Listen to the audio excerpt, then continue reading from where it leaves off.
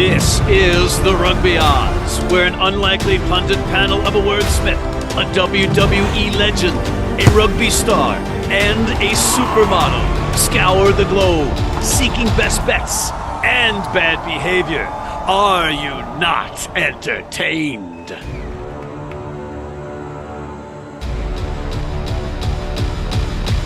Thank you. And unfortunately, once again, I do not deserve any accolades, no applause, nothing, because again, I was abysmal. But my colleagues will remind you about that, and they're in the sponsor opportunity green room. John Bradshaw Layfield, the WWE Hall of Famer turned rugby advocate, and his pal, King Gift Egbelu, a.k.a. the inventor of words and the Yogi Berra of rugby. And they're prepping as we get ready for a very full show. Look at the Your Company Name Here slate. You'll see what we got. It's a lot of good stuff. Plus, our record was still pretty good despite me. And we also have George Hook calling in from Ireland. Let's bring in John and Gift. Gentlemen, 67 and 56. And once again, yours truly was the worst. I had an abysmal week, including a couple of 1-4s. I was a 1-4 in the MLR and a 1-4 in the Premiership, and then 2-6 in the URC. So awful, absolutely awful. Thankfully, of all things, lives up to the standard. The top 14 helped me out. If good were here, you're over there. Oh, that's a new one. All right. So anyway, I get the wooden spoon, and I know that you're happy about that. So just give it to me. Thank you for the wooden spoon. Thank you. Success is chasing you, and you just run faster, my friend. Yep. Outrunning it. Way to go. Wow. Okay, Gift. Okay. All right. So observations from last week, John? Yeah, Dallas is better than I thought. Look, I said last week Dallas had beat the bottom 4 teams, which they had. I had them placed at 8th, at least in the way I had it ranked. They're obviously a lot higher than that. They beat a team that we all had ranked either 3 or 4 in all of our league things with Seattle. And, Nate Osborne, shout out to our man down there in Dallas. They're doing a hell of a job down there, and they looked fantastic. And what it told me was this. You got 2 teams, I think, that aren't competitive. You got Anthem. Obviously, it's not competitive. And I think L.A. I thought L.A. was better than that. They looked awful. I think those 2 teams. Other than that, the rest of the 10 teams, you've got some tiers of those teams. They all can win a game on any day. They're all there with professionals. Dallas looked fantastic. And congratulations to Dallas. Congratulations to Nate and all those players down there. They looked absolutely fantastic against Seattle. Great defense. Unbelievable defensive battle. We got that wrong because we thought for sure that was going to be on the over. And Seattle losing the captain, Rickard Hatting, did not help. And their second game on the road, one could argue, okay, the sun's in their eyes. Their shoes are untied. Sun was in their eyes. Wah. You bunch of snowflakes making excuses for your team's losing. How did you know the sun was in their eyes? That's amazing. That's so uncanny. Go yourself, Layfield. You. I know you want to go shovel more sheep for Adrian Belfer. Gift, how about an observation from you? Well, look, man, I said last week that the Houston versus Chicago game was going to probably be the best game that was happening last week, and it lived up exactly to the hype. Speaking of the Nate Osberger, that transition from San Diego to Chicago, that is a guy that brings a winning culture over, because I think since he's gotten there, Chicago has just elevated. Of course, Houston, literally since their coach got into a fight last year, have done nothing but fight teams since, and they already know, look, you might be able to punch us down, but we're about to rise like the Phoenix on them. So I really did love that one, and that was the game to watch. And shout out to New Orleans. You got the win, man. That's what we're talking about. Way to bounce back. Number 2. Boom. Hey, that Nate Osberger is awesome. Man, that guy can play rugby. And, it goes to show maybe he was a bigger thing in the locker room than people gave him credit for, because San Diego is struggling. And New England, with that huge win on the road, a completely depleted New England team, by the way, which can't bode well for San Diego going forward. I mean, what are they? They don't have any definition right now. They've got some older guys. That might be costing them. They came back, sure, but they lost at home in front of a good crowd in a rematch of the championship. Hey, what a mystery New England is. Right when you think they lose some games that you think there's no way they're going to lose, and then they go down there with a team that's missing some of their key players, Reese McDonald being one of them, and they beat San Diego, a really good team, in San Diego after flying across the country. Did anybody on this panel pick England last week? I'll give you No. 5 guesses. Why are you cussing so much? You got the wooden spoon for like the 44th week in a If row. you got the wooden spoon as much as I did recently, you'd be look crazy at me. too. I'm going to spike the football.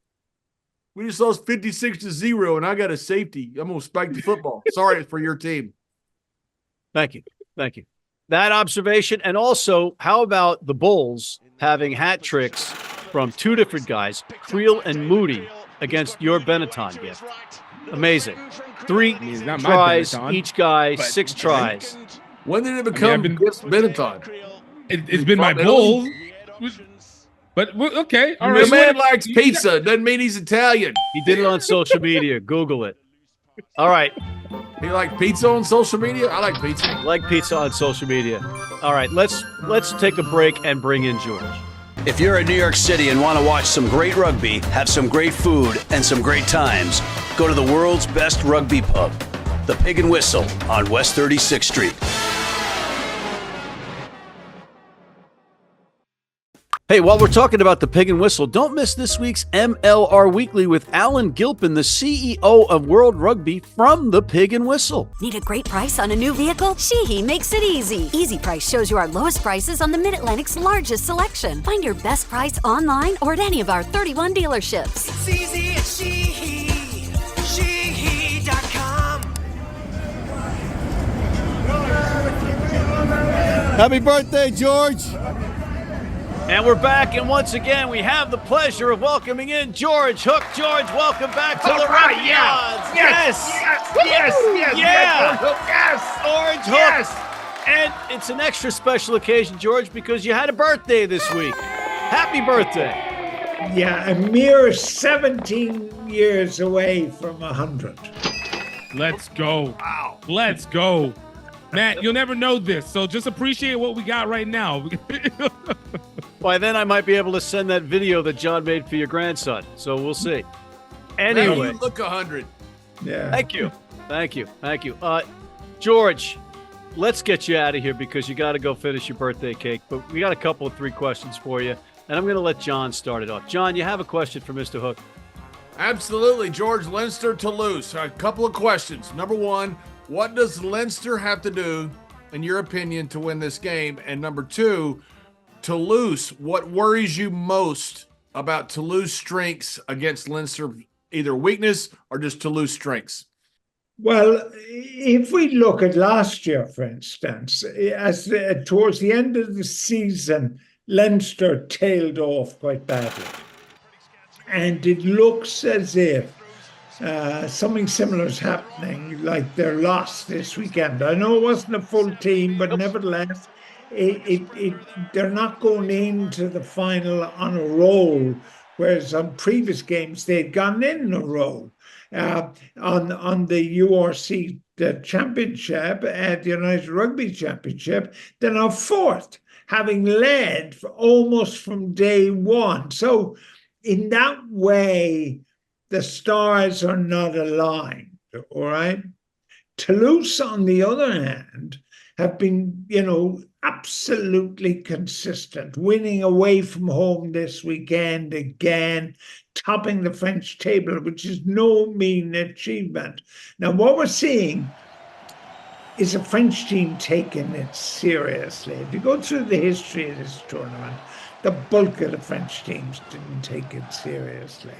I think I'm really worried. I've been worried from the moment this final pairing was announced that Toulouse were going to be difficult to beat. Just in passing, if you happen to be deciding you want to go to North London next weekend, just in case you do, don't bring your car, because they've decided to have the European Cup final rugby and the FA Cup final soccer on the same afternoon, roughly in the same part of London. So heaven knows what's going to happen. And it will now cost you more to get a ticket from Dublin to London on an airplane than it would from Dublin to your beloved Bermuda. Wow. They're screwing us poor Irish. It's a repetition of English colonialism, screwing the poverty-stricken Irish on the aeroplanes and the hotels, I might add. But having said that, if you push me, I actually think Toulouse are going to win. Oh, wow. Oh, wow. I tell you why. Ross Byrne was always going to have a problem coming in for Sexton. That was always going to be a problem.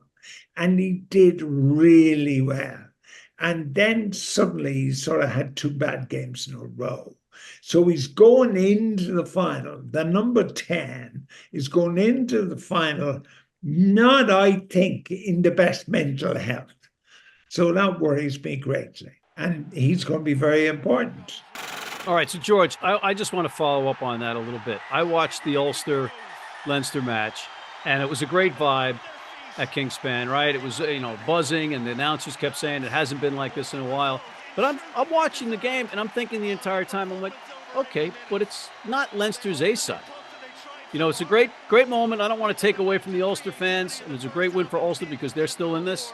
But it was a significantly different side. They had a number of Leinster players out of that line.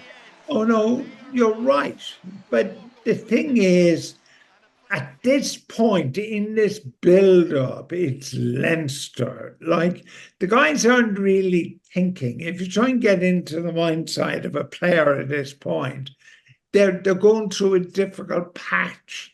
And, the great old cliche, winning is a habit. They've just lost the habit slightly. And when you say it's not Leinster's A side, Leinster's B side should beat Ulster. That's the key thing. The B side should beat Ulster. John Cooney kicks a great penalty for them to win it. They're just about in it, I think. And don't forget your man, Jacob Stockdale, running in that birthday try for you because he ran the length of the field, and I know you're a big fan of his. Well, I'm a big fan of defensive Stockdale as opposed to attacking Stockdale. Stockdale's greatest failure is when he doesn't have the ball. Eddie O'Sullivan used to say that the trick in defense is not tackling, it's tackling the right guy. Stockdale rarely tackles the right guy. Gift, what do you got for Mr. Hook? Hey, look, George, once again, congratulations on another birthday. That's always a blessing right there. But, secondly, unfortunately, we have a Saracens team that just looks absolutely like trash, losing against Sale. Considering this is basically like their last year together, you got Owen Farrell going out the top 14, and you got all these guys aging out. Do you think that this Saracens team that we're seeing that lost to Sales is going to be basically the same one that we're going to be getting into playoffs? Basically this we're don't give a crap kind of team? Why I love talking to you is you ask a question and you omit the question mark. So in fact, it becomes a statement. But you're right. You are absolutely right. And it happens in all sports, all team sports, that they come to the end of an era. And this Saracens team is doing that. It's beginning to break up. I was astonished, I must say, that they lost to Sale. I mean, I really was, given their position in the Premiership. They've got to be thinking, hold on, we can win the Premiership, and then they're losing to Sale. I don't get that, I must say. I just don't get it. And to go to your interrogatory statement, you're absolutely right. All right, so George, final question for you. Was it more surprising to you that there was sunshine and shirt sleeves in Belfast and Edinburgh, respectively, for the Ulster-Leinster match and the Edinburgh-Munster match, or the Lions absolutely annihilating Glasgow in South Africa, but down a man with a red card for the majority of the match? What happened there? Well, first of all, I think there's all these teams piling up to try and qualify in the championship, one of which is the Lions. And clearly they're coming good at the right time, and they're going to be hard to beat. Again, I was surprised. the South African teams, again, the Bulls. I mean, you look at the Bulls. I know it was Benetton, but I mean, they're still doing really well. You're going to have two really good South African teams in the knockout stages. And then, like, my beloved Munster sitting atop the league, beating Edinburgh. Beating Edinburgh in Edinburgh is no mean feat. That was a big performance. So like Crowley at fly half was majestic. I mean, positively majestic. A Leinster team of Crowley at half, I wouldn't have any doubt they'd beat Toulouse, but they don't, and that's the worry. All right, I think that's it. Let's wish Mr. Hook a happy birthday again. Mr. Hook, happy birthday to you and the missus, and thanks for coming on. George Hook, everybody. All right, George Hook. Let's go. George Hook. Birthday Let's boy. go. Now send the present video to I us made all. for his grandson to him, you dummy. Mr. Dummy to you. Thank you, George.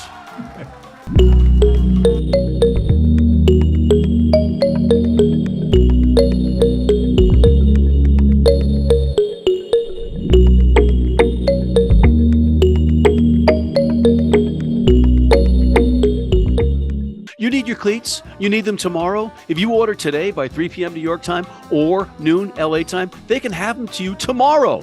Young, old, male, female, if you're playing on turf, if you're playing on grass, if you're playing in the rain, you're playing in the heat, they've got you covered. RugbyNow.com. Go there now.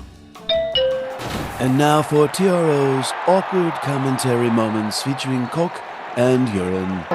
Ball over the top and cock. Strength and force again. Bull meters made again and urine is over. And we are back. Always great having George Hook on, especially when it's his birthday week, John. Because he's been on so many birthday weeks with us. How many birthday weeks has he been on with us? This is the first time ever. How do you know it's that special? George is special. It's his birthday week. All right, John is muted, Gift. So we're going to go on, and we're going to go right to the Champions Cup. Who do you like in the Champions Cup and why? Leinster, -1.5 in London versus Toulouse. Who do you like? I mean, look, George said this best already. Toulouse is one of those teams that if they don't care, they don't do anything with it. But if they got at least a little bit of give a Fs, man, they bring the fire. And I feel like this is a situation where Toulouse still got pride, even though they're trying to prep for top 14 finals, that they're going to come, bring it to Leinster in London, and get the win out of this. So I'm going to give this one to Toulouse, even though Leinster probably has the advantage in terms of location. John. I'm going to go against King and the legend George Hook. I think Leinster has been resting their players. I think they play well. You know, I agree with everything King says. I agree with everything what George said. I just think they're a terrific team. They've been waiting for this game, and I think they play well. I think it's going to be a great game. Hopefully it is. Yeah, it's got the makings of it's the best two teams. It's got the makings of the best. Oh, this is fantastic rugby. I mean, these guys, these are good teams. These are going to be some good athletes playing some rugby. Yeah, and I agree with you. I think Leinster has managed their players perfectly. Toulouse has been going the other way. They've been letting their guys play, and that's kind of the French top 14 mentality, as opposed to the IRFU running. That's because they're Irish not teams. snowflakes. Well, I agree with you guys. Player management, give me a break. These are young pros and young tough guys. They're signed to play rugby. They should play rugby. You're not getting any argument here, okay? I'm agreeing with you, and You're saying they rested their players well. I said it's two different philosophies. When fans show up to watch rugby, put your players out there. It's two different philosophies. Oh my goodness! It's like, and you're saying how great Ireland is because you want to be from Ireland because you're from Hoboken, New Jersey. No, it's Hoboken. I thought it was Bayonne. Wherever you're from. I don't know. It's somewhere in Jersey, the swamp. All right. Do we care about the Challenge Cup? No, but let's pick it anyway. Gift, Sharks getting 2.5 from Gloucester. Gloucester lose to Sharks. Sharks get to 2.5. Covered spread. John. I'm with King. Sharks have got a lot more talent than Gloucester. That doesn't mean they're going to win, but I think the Sharks finally play a game. I hope they do. Hope they finally play a game because they have not lived up to their potential this season. Hopefully they do it this weekend. This is two teams going at it for this cup, and I'm surprised they made it this far. Teams, yeah. Sharks loaded with talent. They haven't performed. Did you see them last weekend? They Eden suck. Etzebeth is What are you talking about? Mabippi is Bossy is Who are you? What game have you been watching? I've been watching the Sharks play rugby collectively, and they have been a huge disappointment this year. And that's where I'm coming from. And Gloucester, when you get 90 points thrown on you, I don't care who's out there for you. Nobody's going to jail rather than let 90 points up. Then you're not playing rugby. So this is a ridiculous game. Gloucester came up 90 points, and you're talking about the Sharks being Valid point. It's a valid point. We're spending way too much time on this game. So you just talked me out of Gloucester. I'm going with the Sharks. Let's switch it over to this side of the pond. Let's go to the MLR. Who do you like in the MLR this week, John, and why? I think Seattle got surprised. I don't think they expected to be Dallas so good and Dallas so tough, especially defensively. I mean, Dallas at the goal line, I mean, it's like they had the seawall down there. It was amazing the way they played, especially in their defense. I think Seattle was shocked, and they're back at home, and they got DC traveling across the country. I think they're a better team than DC, and I think they put it on them after losing this week. So give me Seattle minus the 6 points. And I know that you've been talking about our pal Nate Osborne, who's the assistant coach down there and the attack coach down there. But an attack coach can actually tell the defensive coach, hey, this is what you can expect offensively. And whatever they're doing there in the coaching staff in that room, it's working in Dallas because they really, as you said, all cylinders on defense. What a shutdown performance.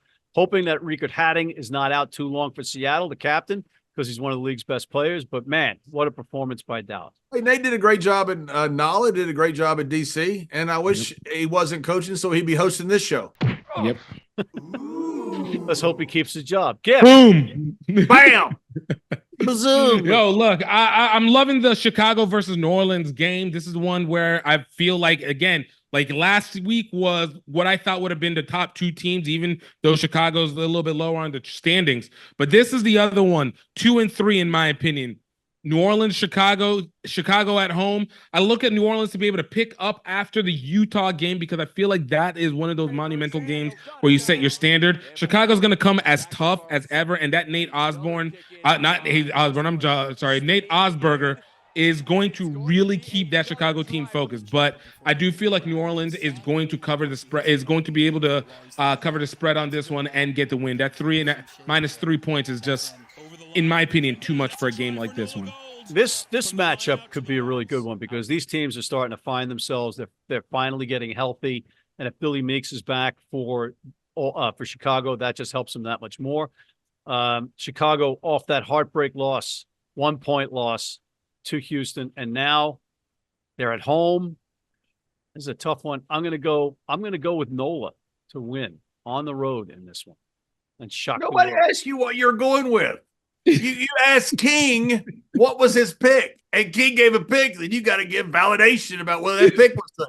Nobody asked you what you were picking. I don't know if you noticed, but this is a show in which the panel picks matches, and it was my turn to pick. You idiot! No, you did the same thing with me with Dallas. Oh yeah, they play good defense. That's the second time his mic has been muted in this show. We're gonna take a quick break and then come back with picks that we're putting up on the graphics because we're running out of time. Plus, we'll talk about the Japan Rugby League One championship and give our picks of the week. So don't go anywhere. We'll be right back.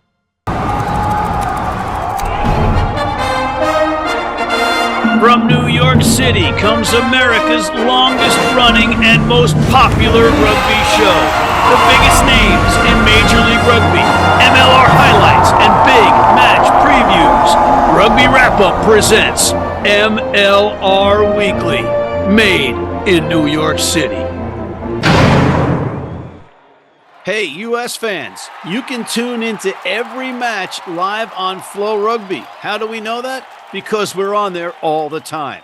And we're back, and we're going all the way to the eastern part of the globe to Japan for the Japan Rugby League One finals. And it should be a good one. The Wild Knights minus 8.5 over those Toshiba Brave Lupus who knocked off Gift Suntory Goliath, which I predicted in your face, Gift. John, who do you like? You predict that with your wooden spoon? I was 2-0 in JRLO action, so that helped me get back near the 500 mark.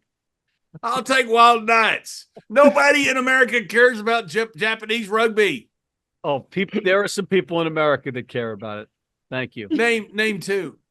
Gift. Name and two. Matt. Who? Gift. Go ahead. Who do you like?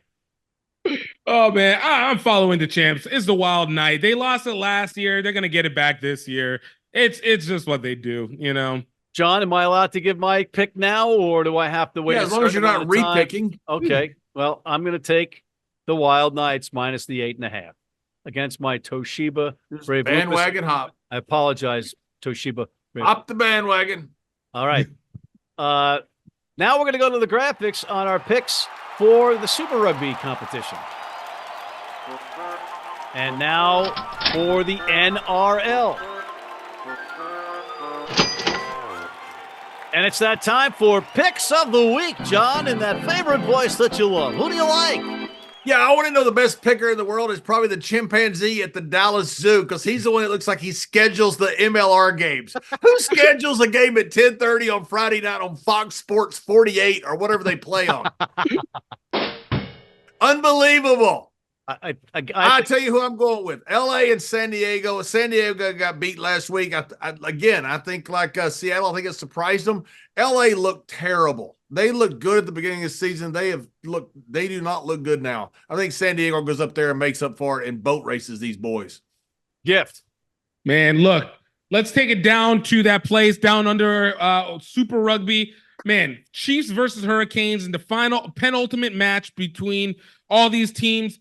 Look for those Hurricanes to try and hold on to that number one spot. I look for the Hurricanes to actually cover this spread of the 2.5, too small. This is going to be a great game, but yeah, look for the Hurricanes on this one. I'm going to stay in Super Rugby with you because the Crusaders. The Crusaders have been good, and then you made them suck this year? Oh, wow. Wow.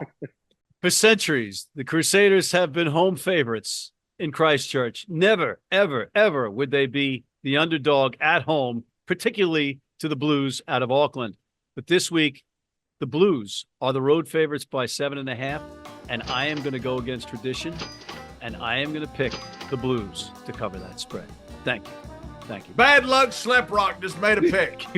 You're like Jonah on the boat on the way to Nineveh. We got to throw you overboard. Yes. Disclaimer, I have had the wooden spoon the last 3 weeks in a row, and I've got some serious splinters as a result. But on that note, we're out of time. I want to thank John Bradshaw Layfield, the Hall of Famer of the WWE and Rugby Advocate, King Gift Egbelu, the inventor of words, Yogi Berra Rugby, George Hook, the Irish rugby legend, and thank you for tuning in. Please check out our other shows, including MLR Weekly, the College Rugby Wrap-Up. Hit that subscribe button on YouTube. Sign up for our weekly newsletter. Tell your friends about us and join our American. It's going to be 10:30 Friday night before you get done. And join our American Red Cross Blood Donor Team.